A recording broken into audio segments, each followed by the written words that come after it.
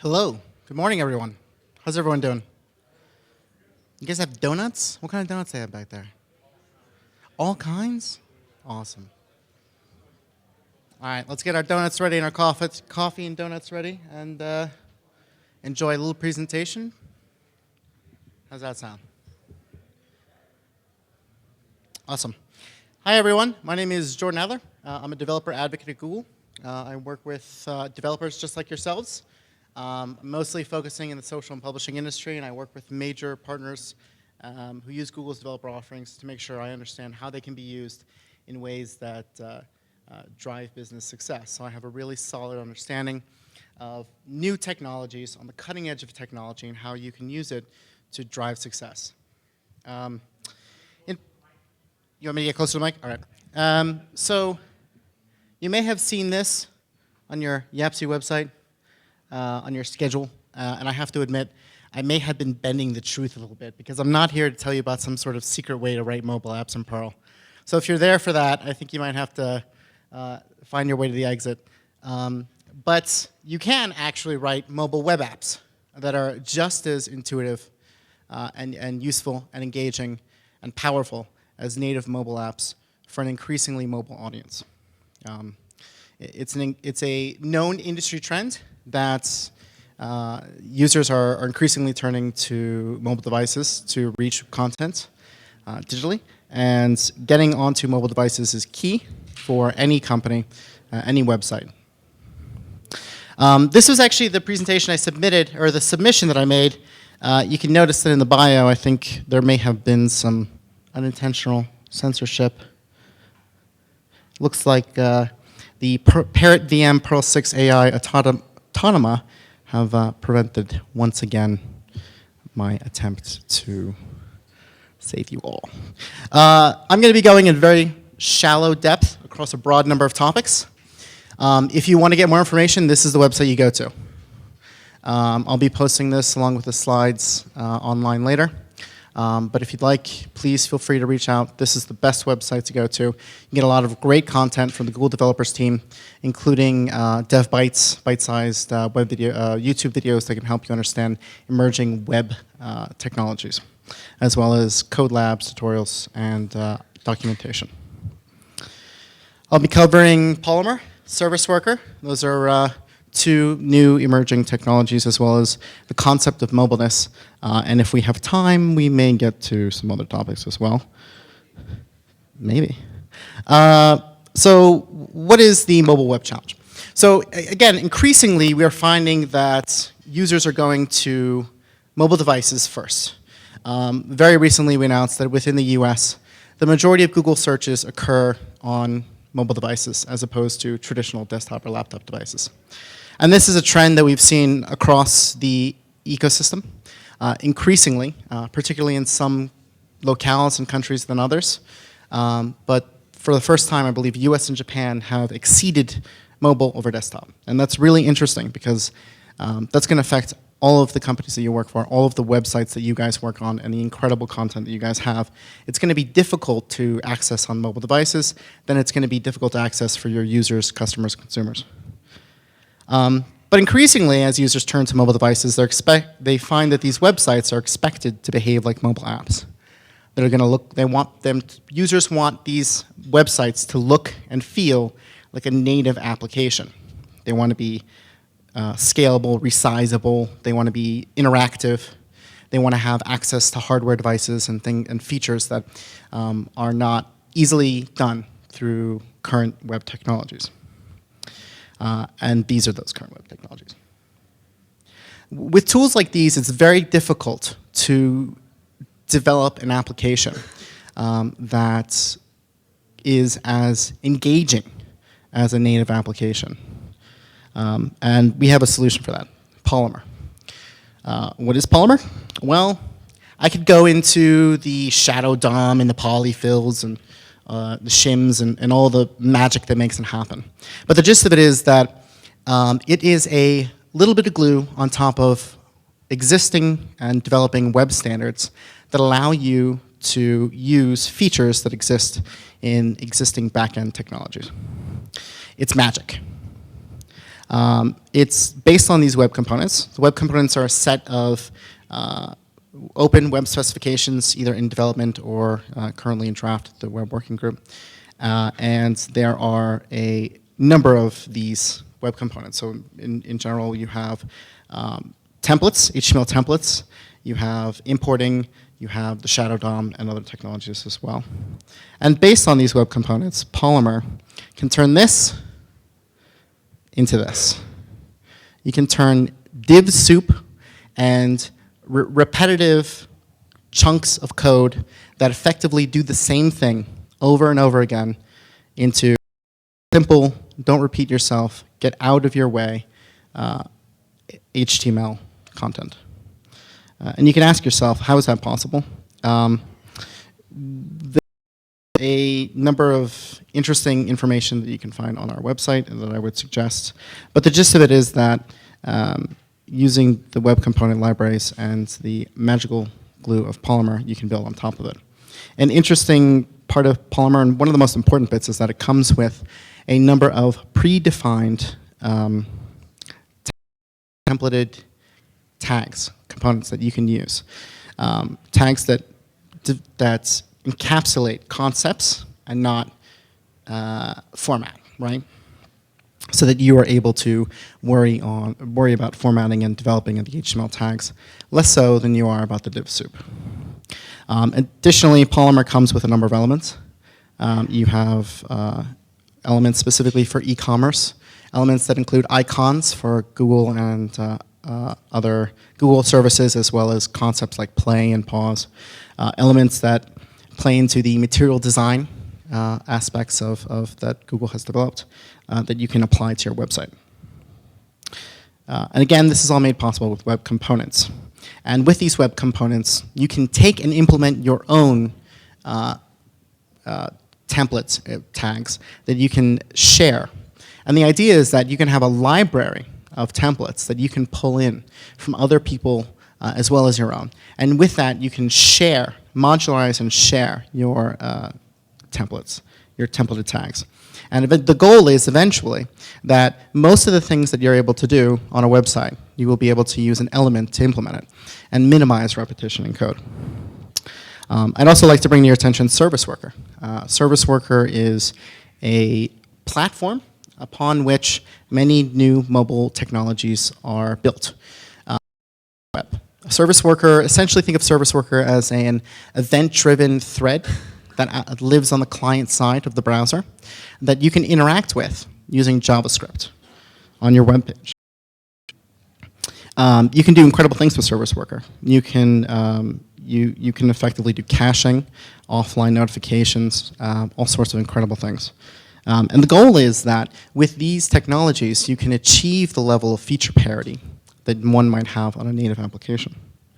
For example, you can create complete offline experiences by pushing the logic into a client-side area. You can actually turn off data and use functionality that previously would have required, activity. And if you've ever ridden the New York City subway, you'll know how frustrating it is to try and visit websites when you don't have data. It's built upon Service Worker and also the concept called Web App Manifest. This is basically a way for the Chrome browser to understand your website and how it can be used to interface with a mobile device. Typically, you include icons and certain elements that allow you to expand functionality. So with Web App Manifest and Service Worker combined, you can create incredible offline experiences. One of these, an array of features. And one of these is the Web App Install Banner. And the App Install Banner uses a Service Worker to implement itself. Essentially, when you hit a website over a certain amount of time, under certain circumstances, you can prompt the user to add it to their home screen of their mobile device.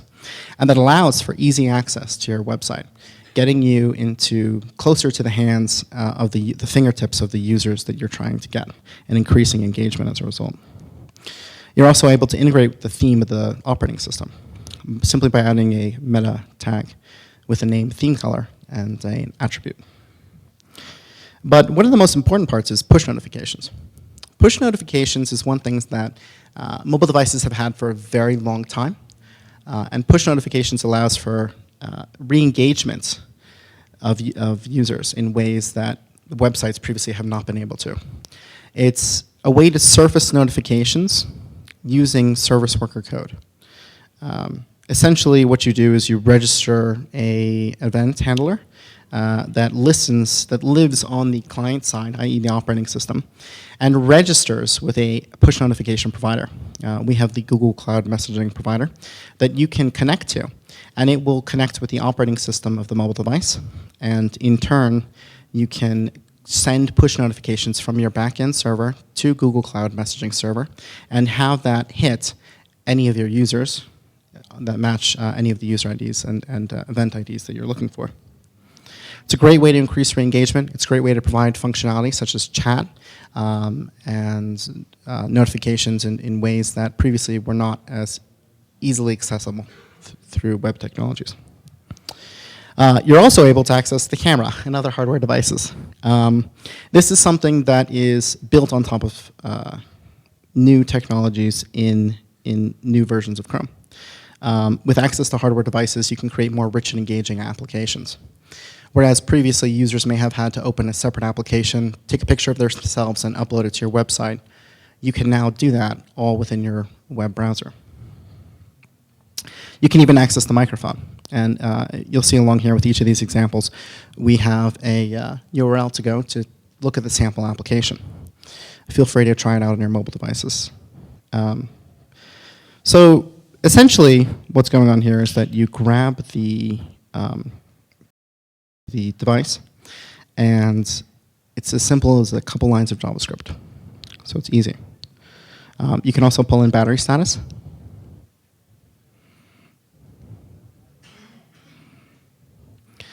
And importantly, you can now programmatically identify permission status.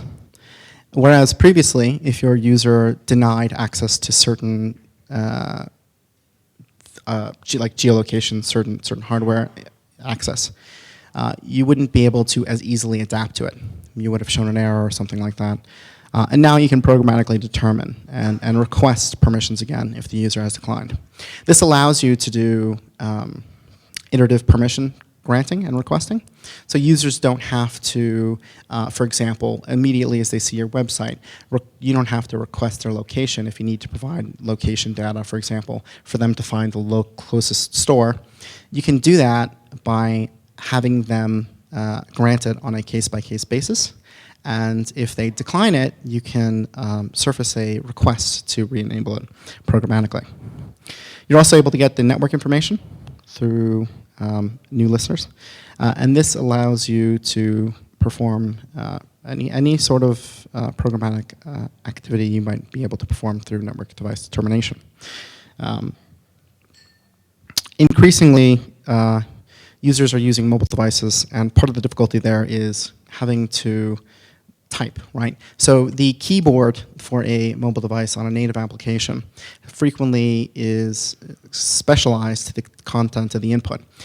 Previously, on web, you only had a limited number of input types, and thus you were shown the whole keyboard, or a number pad, which is a little bit annoying. But now you can get to more in depth. You can pull up date pickers. You can pull up email-specific or month information. And you can even pull up information like credit cards as well. Indeed, if you specify autocomplete, you can hit autocomplete functionality of the web browser, which in Chrome is shared across the session. So users can have content in Google Wallet be automatically collected and minimize the amount of effort required for a user to purchase something from your website. Increasingly, the Internet of Things has drawn us to want to interact with devices around us, beacons and other devices, as well as vending machines and hotel check-ins and things like that. And the service and technologies that lay on top of that allow you to access the hardware components of the device that allow you to interact with these devices, NFC chips and so forth. And the key of this is that the web is moving closer to native. With these increasing technologies, you're able to get more and more like a native application. And no longer are you expected to behave like a mobile application. You can now behave like a mobile application. Thank you. Any questions?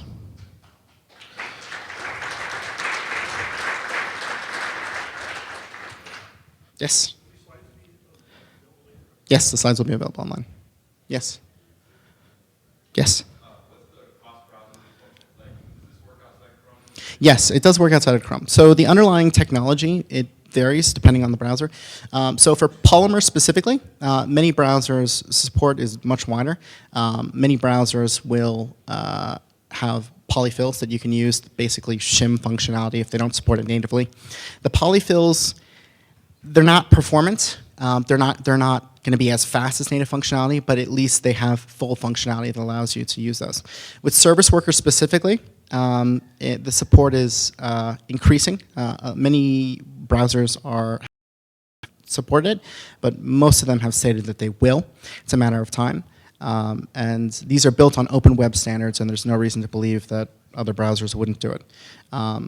If you go to, if you can Google is Service Worker ready or is Polymer ready, and you should be able to find a website that has kind of the current status for each browser. Yes.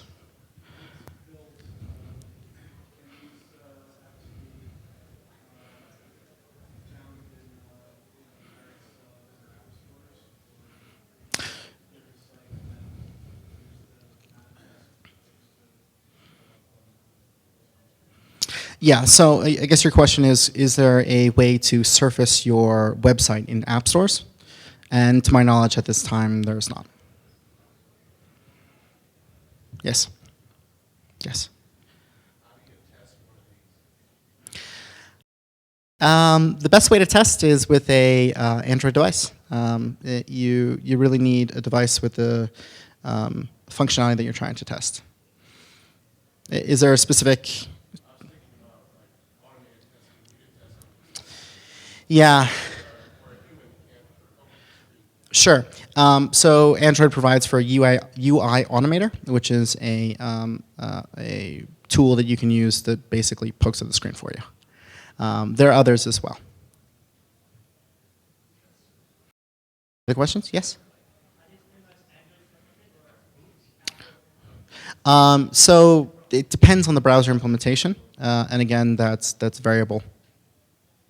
And you can Google, again, is Polymer ready, is Service Worker ready, to get more information on that.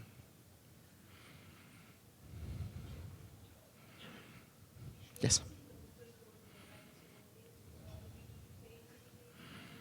No, there's no, I mean, it's all open web standards. The APIs are open, the standards are open, there's no charge to use them. To my understanding, yes. One caveat there is service worker push notifications. If you use Google Cloud Messaging, there are fees for using that service. I don't know exactly what they are. And you can reach out to them. And there are other push notification providers as well that may or may not be able to be built on top of service worker.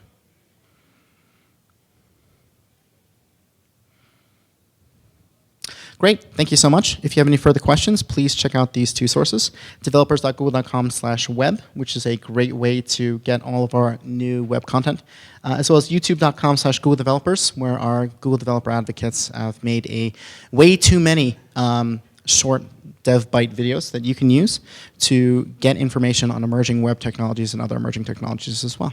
Thank you so much.